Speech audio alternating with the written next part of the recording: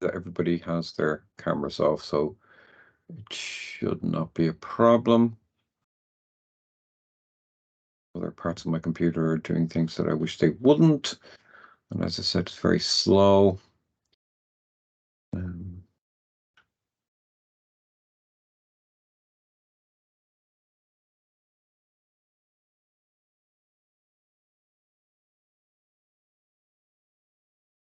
Okay.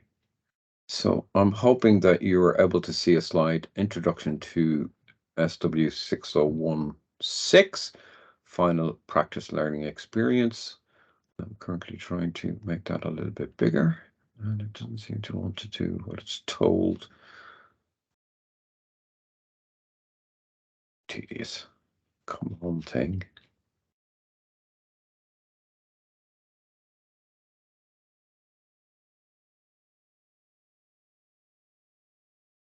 Yeah, apologies for wasting your time. Okay. Okay, I think you can probably see that now. So it's a little photograph in the front. I think you can probably see what it is, but it's a friend of mine, Rosie Barnes. She's a photographer, and a project she did quite some years ago now, and she continues doing other things. At the moment, she's doing a project about women who mask, women on the autistic spectrum who mask. That's the kind of notion being that women in general, big generalization coming up, are kind of more used to and adept at socializing, and that those skills help them to mask their autism. It's an interesting project. You can go off and have a look. But this was Who Cares? It was with Wandsworth Care Centred and Wandsworth Arts. And there's a number of photographs here about that. What is caring? And obviously, this is intimate care. This is somebody filing somebody's nails.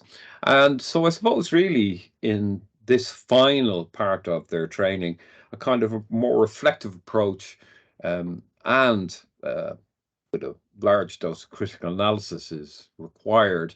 You think about what are the skills required to make a social worker, and part of it is what is caring? What do we mean by caring? This kind of notion that we should examine the kind of assumptions that we make about practice, and this may be the last chance they get to do a bit of that before they're out into their ASYE.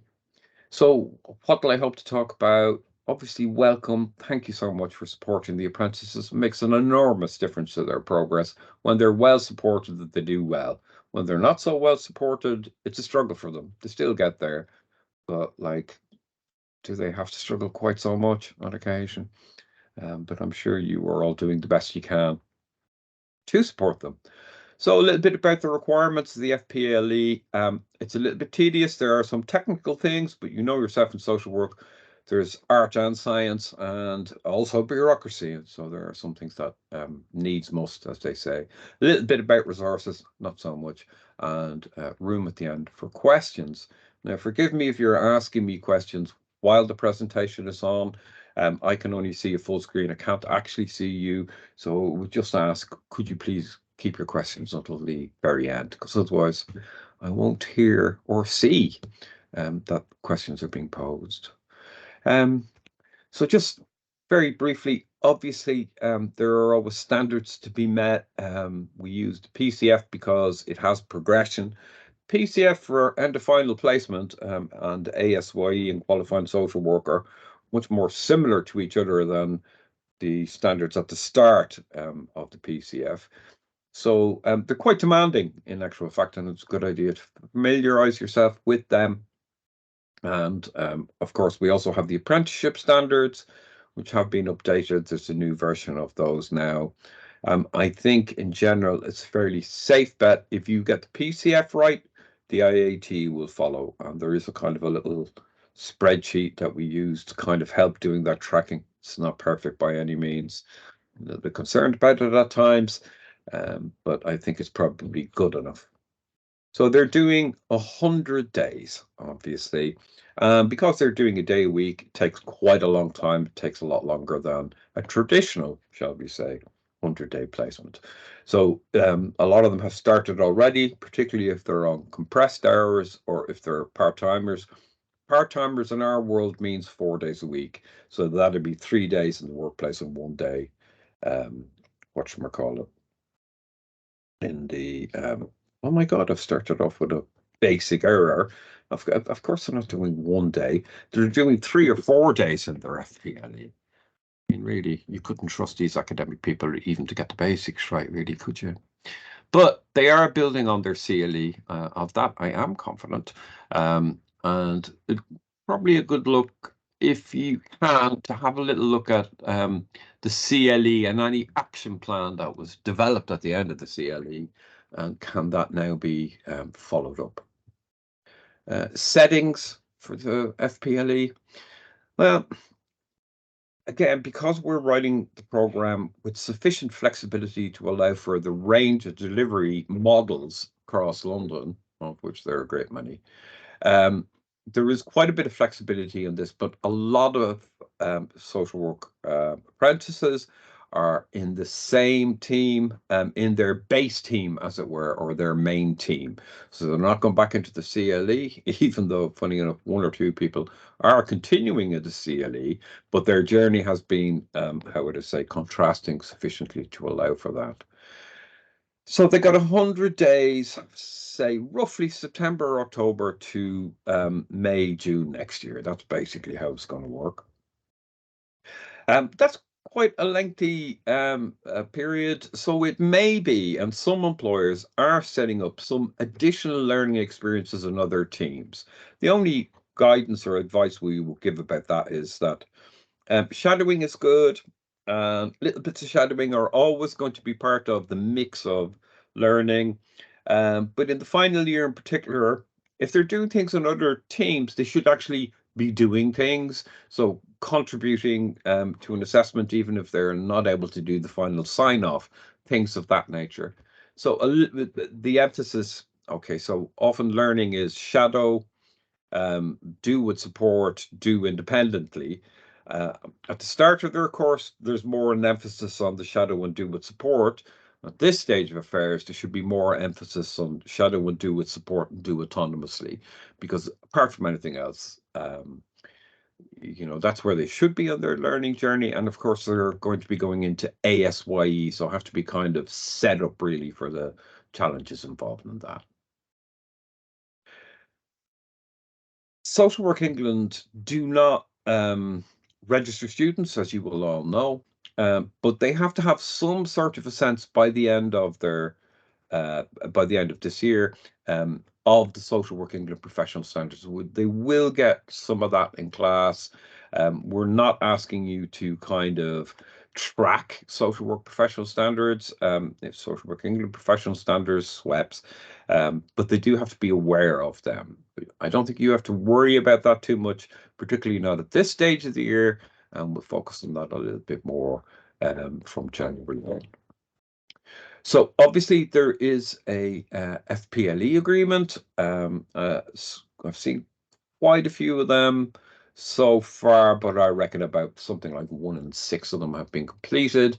If you haven't completed yours by now, not the end of the world, but please do get on with it, because essentially, really, it's the planning document. It gives a bit of structure and kind of a timeline for the remaining part of the FPLE. They should really be submitting those this week. Now, if you haven't managed to start that, or you're a little bit concerned, I think it's more important that they do a thorough job on this rather than they get it in tomorrow, kind of a thing. So it's much better to spend time on it rather than do a rush job just to get it off the desk. It will not affect their final grade for this module. FPLE agreement is part of what they have to do for their portfolio. But they have chance to refine this, etc., etc. So work that they're being asked to submit now is not going to be graded. So I've said it already. Please spend a bit of time getting it right rather than getting it off the desk.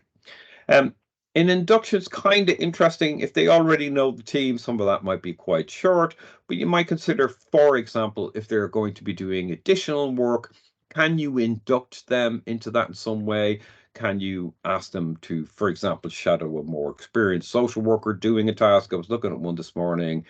The person wants to know more about BIAs. They want to know more about mental capacity assessments when they are a little bit more complicated, fluctuation capacity and things of that nature. So, do you know what I mean? There's always an extension, there's always an additional bit if they are in the same team.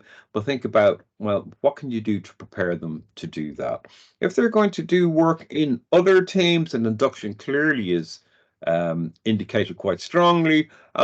Even though it might be as simple as the apprentice going along to the team meeting, meeting that manager, perhaps having somebody that they can identify that they would do a specific piece of work with in that new team. It's kind of very straightforward, but don't dismiss induction, basically, is what I'm saying.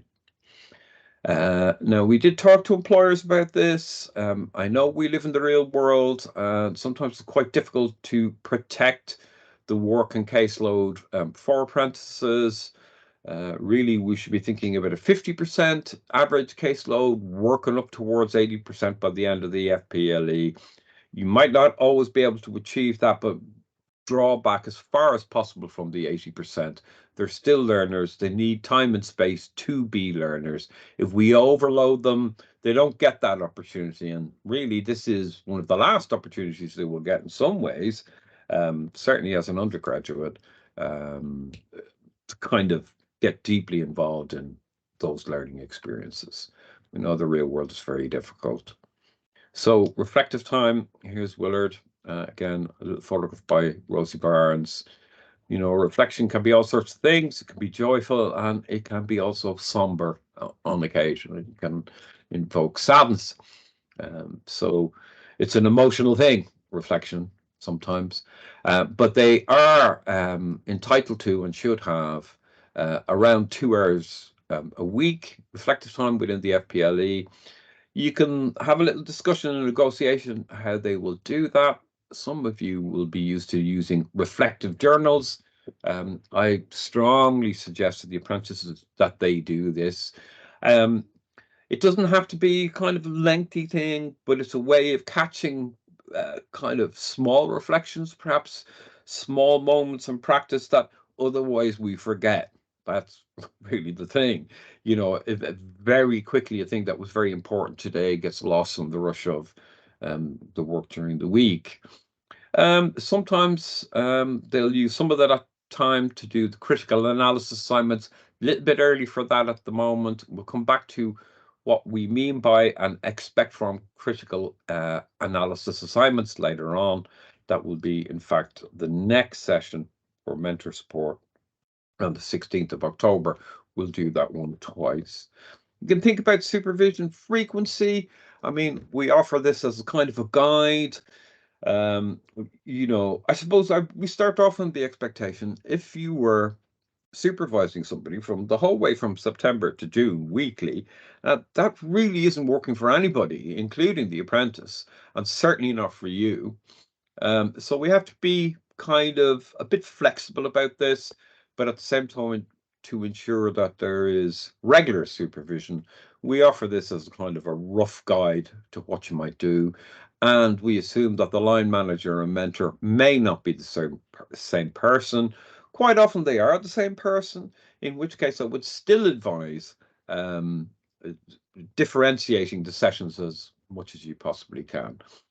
Really what's going to happen, I think, is there are some times of the year where there's a lot more activity, a lot more required of the apprentices, and it may be that at those times you up the frequency a little bit. But what's most important really is the type of supervision. I'm sure some of you have seen this model in other places, but you know, we have very demanding kind of placement in terms of work, and we are unresponsive. So, in other words, we're just telling people what to do. That's essentially authoritarian, doesn't work very well. If we're unresponsive and undemanding, it's kind of neglectful. really is kind of very disempowering for the apprentices. It leaves them not knowing where they are. When we are responsive but undemanding, we don't have boundaries and we have lower expectations, perhaps. That's permissive.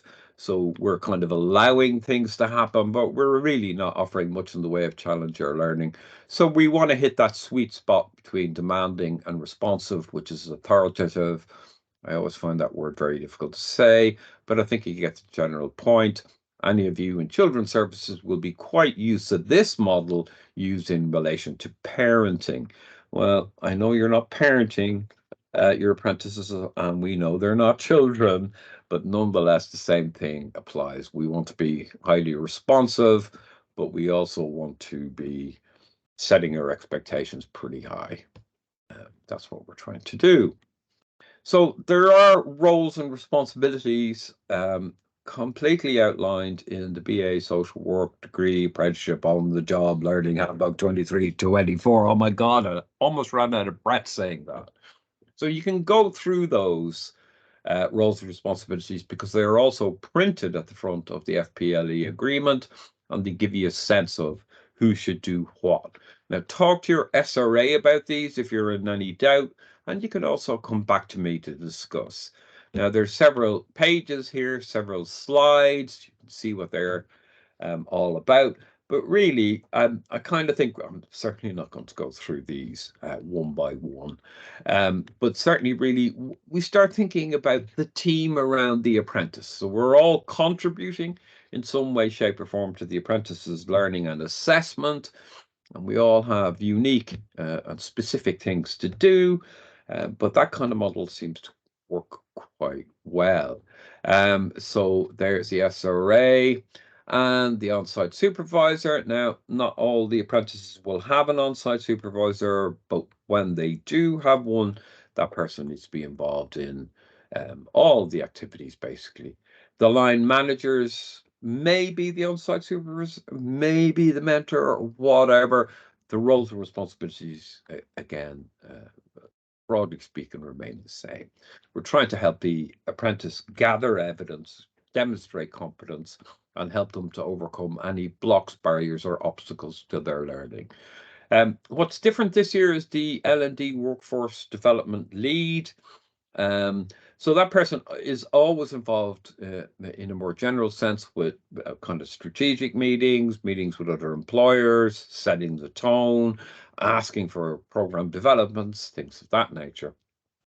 As this is the final year, if we are anticipating or kind of identifying that there are issues that need to be addressed, say even at an early stage, but more likely around the review, which will happen around December, January, thereabouts, then it may be that the learning and development lead has to be involved in that on occasion. It doesn't happen very often, but it does happen. And we are, after all, thinking about this person being a qualified social worker and continuing to be an employee of the agency. So, you know, the kind of stakes are higher, and that sometimes we need to involve people at a more strategic level. As I say, it doesn't happen very often, but that's something that we have to consider this year.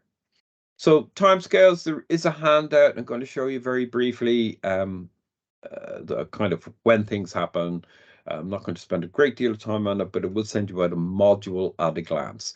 As I said, there's a lot of flexibility, but we advise people to try to stick to the dates as much as they possibly can, just to keep on track.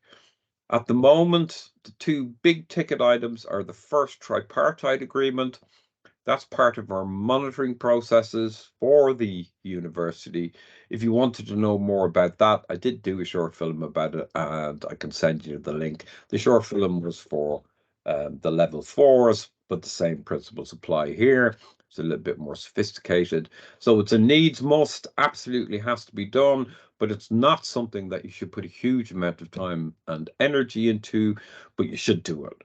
So they'll happen 4 times a year. They'll happen around now, around about Christmas time. Then there'll be one probably April, and then in July, as they've finished all their submissions. I would like to see preparation for, some people already have completed the first FPLE agreement. So really, that's something that should be taking up your time and attention right now. So we've already done some of these things. They have mainly started or might be starting this week. Some people will be a little bit delayed. I know so one or two people are. They've had a recall day. Now they'll have 4 of these during the year. So that just means quite simply that they'll come into the classroom and spend a whole day specifically on things to do with the FPLE. So we have lots of different things, but it'll be critical analysis and assessment, risk management, things of that nature. So there's kind of a slightly different focus this year. We'll send you more information as assignments are due, and kind of try to set out what we're actually looking for. First tripart should have already happened. Fully expect that it hasn't happened for everybody, but we should be trying to get on with that.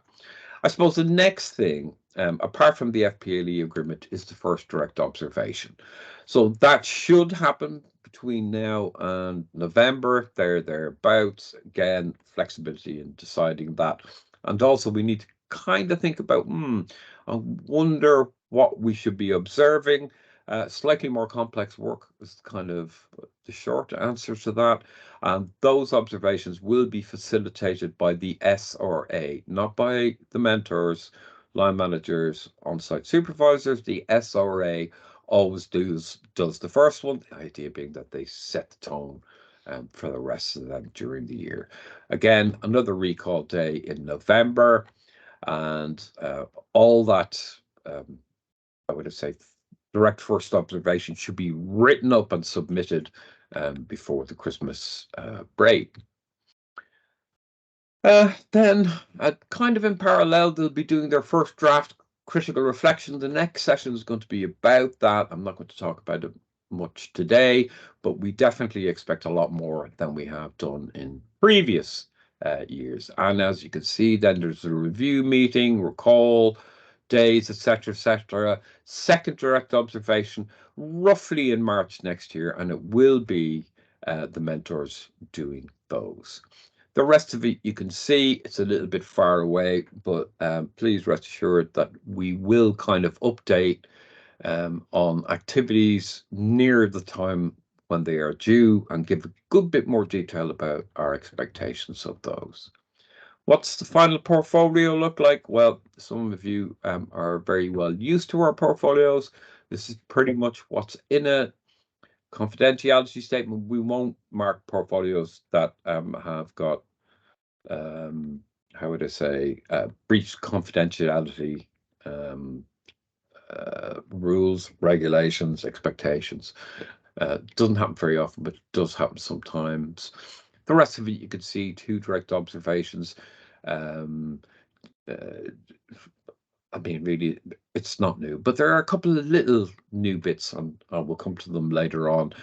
We do ask for an attendance record, and the mentor should complete that really on a weekly basis, and we ask you to review that and sign it at the end of each month. We want 2 feedbacks from professionals this time, not SRA, line manager, or mentor, or anybody involved in their learning. It has to be an entirely different person. But again, these are not entirely new. This is a little bit new.